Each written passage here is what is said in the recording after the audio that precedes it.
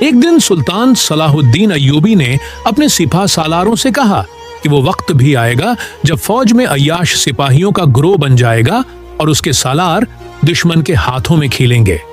انہوں نے اپنی بات جاری رکھتے ہوئے فرمایا، یاد رکھو میرے دوستو، فوج بغیر قوم کے اور قوم بغیر فوج کے دشمن کے لیے آسان شکار بن جاتی ہے۔ پھر انہوں نے تیسری اہم بات یہ کہی کہ دشمن سے پہلے غدار کو ٹھکانے لگانا ضروری ہے، کیونکہ وہ اندر سے کمزوری پیدا کرتا ہے جو دشمن کی کامیابی کا سبب بن سکتی ہے۔